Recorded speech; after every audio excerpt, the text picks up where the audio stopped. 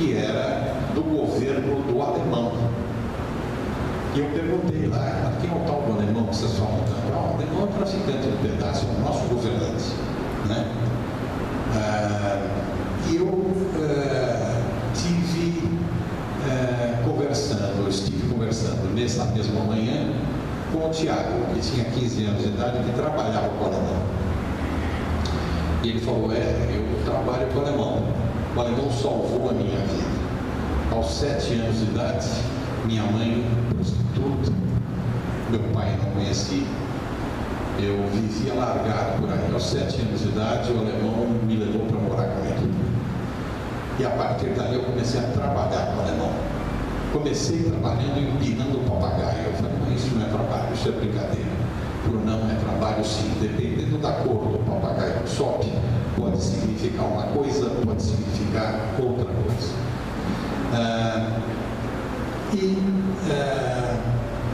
Aos 12 anos me tornei um fogueteiro. Dependendo do número de tiros de cada rojão, significa a droga chegou, quem chegou foi a polícia, estão entrando por aqui, estão entrando por lá, quem está chegando é o pessoal do morro do lado. E agora aos 15 anos, e já com o peito estufado, ele estava bem vestido, aquele menino diferente dos outros todos, o peito estufado, ele falou, e agora eu sou um soldado do alemão. Eu falei, o que faz um soldado do alemão? Bom, primeiro eu saio junto com outros meninos, outros rapazes, e nós vendemos as drogas. Depois prestamos contas ao alemão e nas horas vagas, daí ele abriu a jaqueta e mostrou a coronha de um revólver 38 que ele tinha enfiado dentro da calça. E falou, eu sou um gatilho também do alemão, que o alemão precisar de mim, eu estou à disposição dele. Eu, com olhos de pai, olhei para o Tiago e falei, mas Tiago, você sabe que você não vai chegar até os 18 anos, né? E o Tiago, de pronto, evidentemente com outras palavras, me respondeu, sim, eu sei, tio, eu sei que eu não vou chegar até os 18 anos de idade, mas enquanto eu estiver vivo, eu estou vivendo com uma dignidade que você, Estado, você, poder público, você, sociedade, não me deu, né? E eu saí dali, naquela época nós estávamos também discutindo redução de maioridade penal, que é uma discussão que vem de longe, e a gente sempre discute isso quando estamos histéricos, essa que é a verdade. Quando um dos nossos adolescentes dá uma aprontada por aí, ficamos todos bravos, ficamos todos emocionados e emocionados e bravos, a gente já sabe que não é hora para a gente pensar em coisas sérias. Naquela época eu não sei o que tinha acontecido, mas estávamos discutindo redução da maioridade penal. E eu saí dali refletindo sobre tudo que o Tiago tinha me ensinado. E eu cheguei a uma conclusão. Se o Tiago não tinha medo de morrer, certamente ele não tem medo de ser preso. E arrisco até um palpite. Talvez ele desejasse ardentemente ser preso, porque se aguentar com coragem 5, 6, 7, 8 anos o nosso terrível sistema carcerário, ele sai prontinho para substituir o ídolo da vida dele, o alemão. E mais, quantos anos tinha o Tiago? Espero que ele hoje tenha 18 anos, ainda esteja vivo. Ele tinha 15 anos naquela época, e já os projetos para redução de maioridade penal, que aliás, como já foi dito aqui, não pode acontecer. Constitucionalmente, a Constituição impede, né, a redução da maioridade penal. A maioridade penal é uma cláusula pétrea, não pode ser objeto de uma emenda constitucional, não pode. Mas enfim, como nós temos sempre juristas de plantão dispostos a distorcer as coisas, temos que ficar atentos, né? Os projetos já naquela época falavam em redução para 16 anos de idade. Quantos anos tinha o Tiago? 15 anos. Bom, se o Tiago tinha 15 anos, só para argumentar, né, que a gente teria que reduzir a Então temos que reduzir para 14 anos, né? Só que o Toninho, que eu não conheço, tem 13 e está armado também. Bom, então vamos reduzir para 12.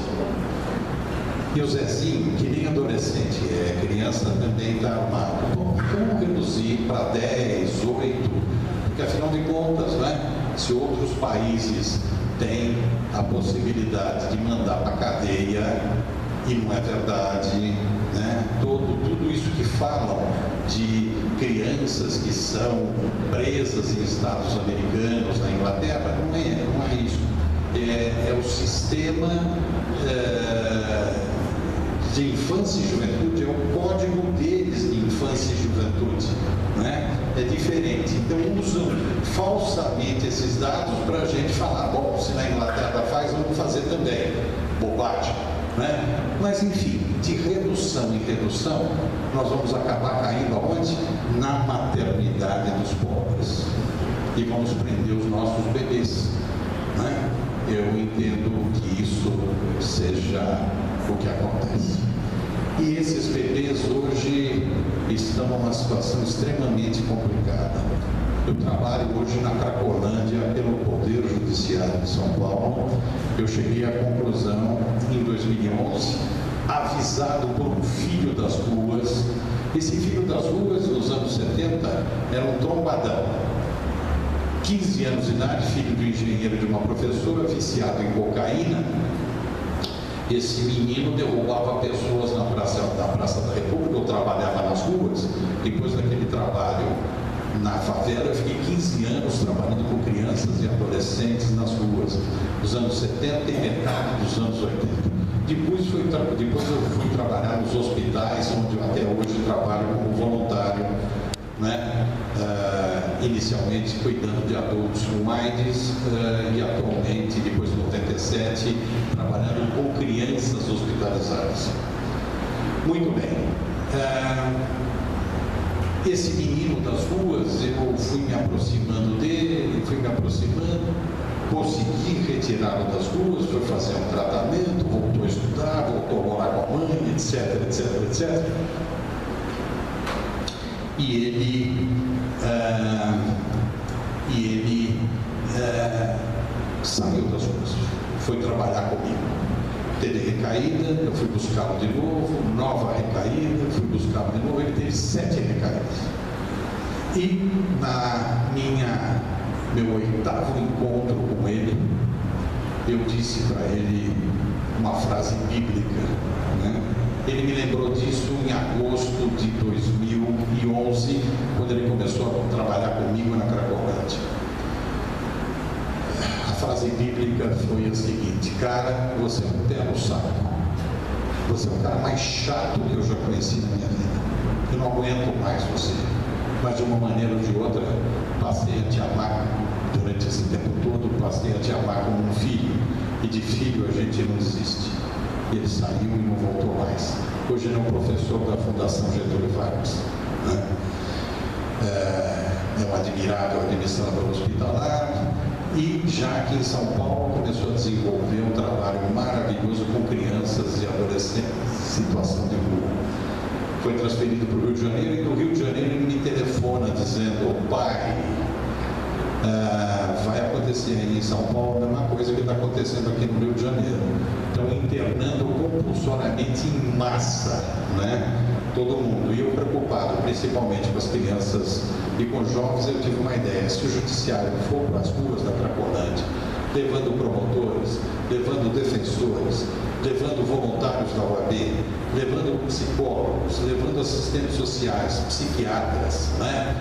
Nós vamos poder fazer círculos restaurativos, sentados em caixotes de bacalhau, sem gravata, o laptop no colo, e vamos começar a ouvir essa criançada e os adolescentes, que são cerca de 400 adolescentes e crianças na Cracolândia Central, que é apenas uma das 74 Cracolândias que temos ao redor, que temos na nossa cidade de São Paulo. É a maior Cracolândia do mundo, é essa Cracolândia Central. Eu comecei, portanto, a frequentar as ruas da Cracolândia, juntamente com meu filho das ruas, que se licenciou para me dar um apoio no início, e vi crianças com 5, 6, 7 anos com cachimbinho na mão, vi adolescentes grávidas e grávidas da Cracolândia, transando 2, 3 vezes por dia. Tem adolescente, não é que ela não conheça o pai, né, daquela criança que vai nascer. Ela nem sabe que transou, nem sabe que se relacionou, né, nem sabe que teve um relacionamento sexual, nem sabe. Eu vi nas madrugadas, no meio da Cracolândia, adolescentes encostados em postes, em muros, dentro de buracos, deitados em montanhas de lixo, transando. E hoje nós temos aquela coisa que a gente até devia mudar a denominação, mas temos os filhos do crack, né? E quando eu falo que a gente, de redução em redução, a gente vai começar a pensar para ele prender os nossos bebês, já estamos prendendo os nossos bebês.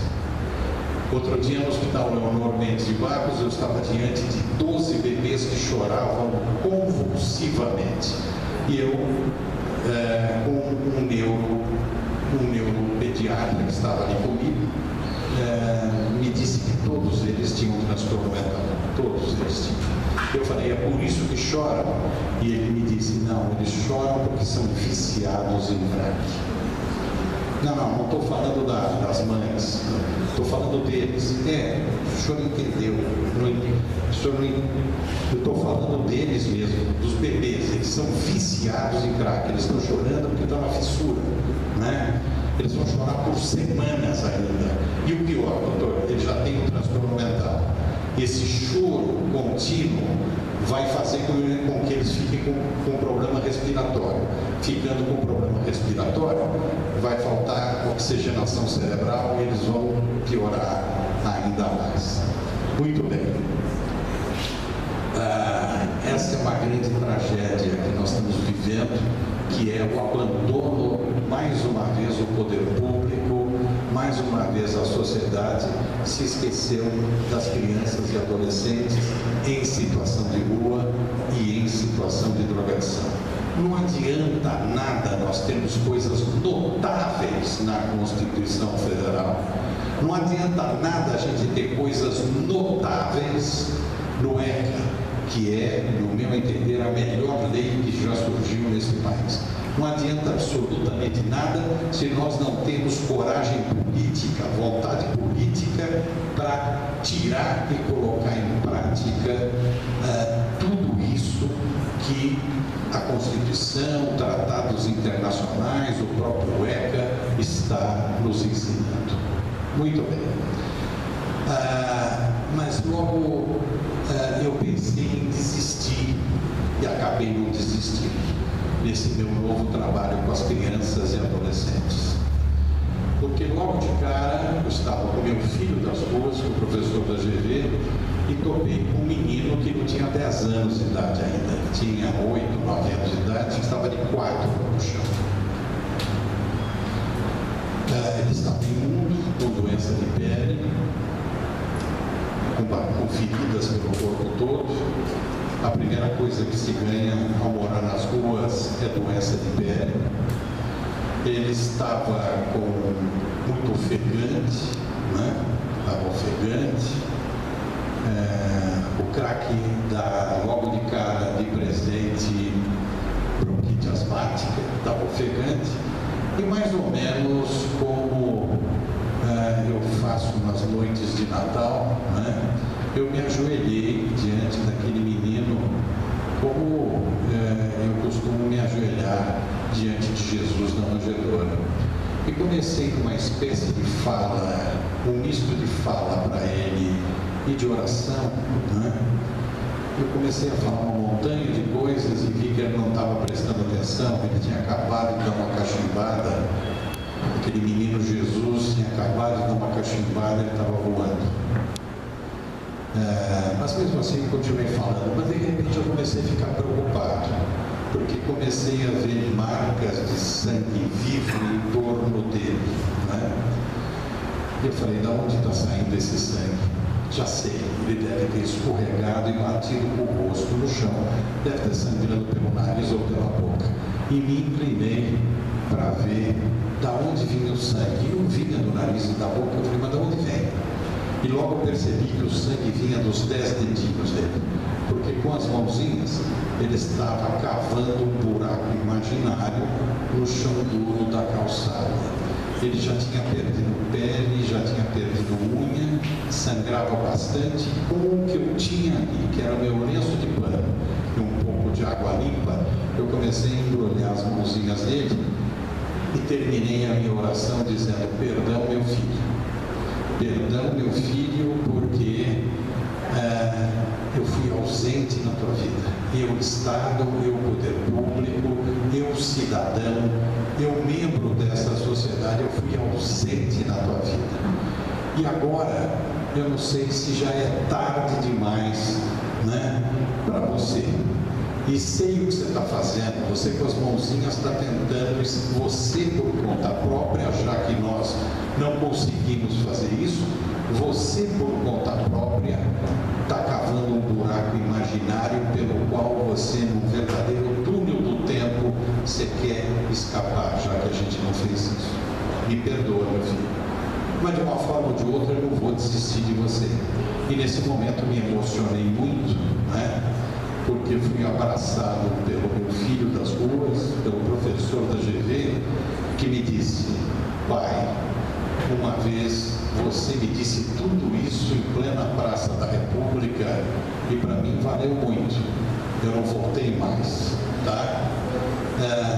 E se ajoelhando do meu lado, falou para aquele menino, nós não vamos desistir de vocês. E essa é a nossa missão. E quando a gente for desanimar, vamos lembrar daquela frase do Torá, do velho livro dos judeus, que diz, se você salva uma pessoa, na verdade você está salvando a humanidade inteira. Muito obrigado.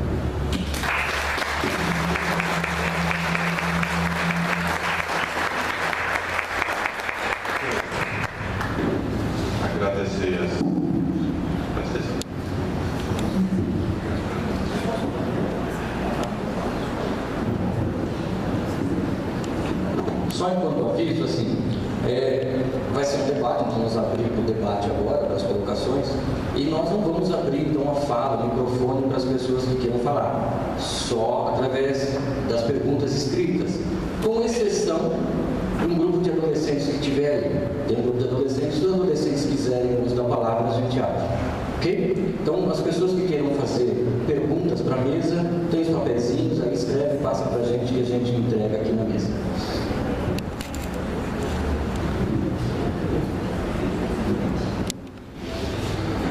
Realmente, agradecer o Dr. Maneiros pelas palavras que acho que emocionam muita gente aqui e tem tudo a ver com a nossa atividade que é de fé e política, né?